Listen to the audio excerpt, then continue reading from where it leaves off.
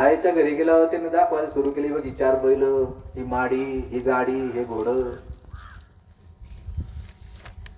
तो म्हणला तुझ्याकडे सगळं आहे, गाडी आहे, घोडं आहे, माडी आहे. माझ्या घरी ये म्हणला, माझ्या घरला सोन्याचा खांब आहे. ह्याला टाप झाला. माझ्या घरी गाडी, घोडी, बैल सगळं काही, याच्या घरला सोन्याचा खांब आहे, बघायला गेलं पाहिजे. 2 दिवसांनी याला राहवलं नाही आणि घरी गेला त्याच्या. त्याने तो बायकोला सांगून ठेवलं, म्हणलं एक काम कर, माझा मित्र येईल, त्याला चहा पाणी जेवण सगळं काही ते, मी तासाभराने येतो.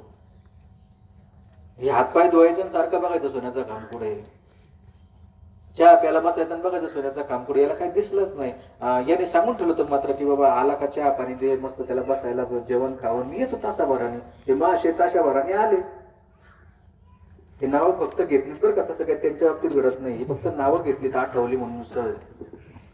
आणि मग बऱ्याच वेळानंतर हा मित्र आला, तर हा जेवण खाऊन बसला होता. म्हणला काय रे, अरे जसं मी तुझ्या घरामध्ये आलो, कुठे गेला होता तू, मला म्हणला घरी येईन, तू घरी नाही. म्हणला जरा अर्जंट काम होतं. तुला चहा मिळाला ना, हो म्हणलं मिळालं. हात झालं, पाणी मिळालं, हो म्हणला मिळालं. जेवलं ना, हो जेवलो. एका म्हणलं सगळं करून खात्यावर बसलोय. म्हणला काय रे, अरे एवढा वेळ झाला तुझ्या घरामध्ये मी आलोय, हात धुताना पाहिलं, जेवताना पाहिलं, पण सोन्याचा खांब काय मला कुठं दिसला नाही. काय बात करतो म्हणला. नाही म्हणला, खरंच नाही दिसला.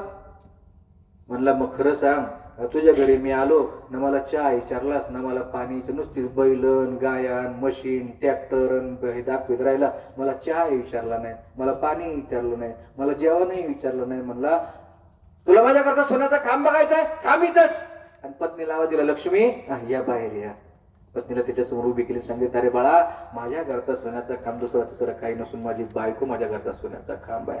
ज्याच्या घरचा सोन्याचा खांब मजबूत आहे ना, त्याला कुठल्या प्रकारची कमी नाही, मायाची, ममतेची, नात्याची. म्हणून प्रत्येकाच्या घरचा सोन्याचा खांब जपायचा प्रयत्न करा.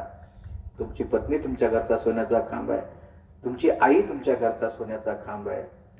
सोनं बँकेत राहील, पैसा बँकेत राहील, पण एकदा का या खांबानं साथ सोडली की सावळेराम सोनवणेला जरा कोपऱ्यात ज्ञान विचारा की पत्नी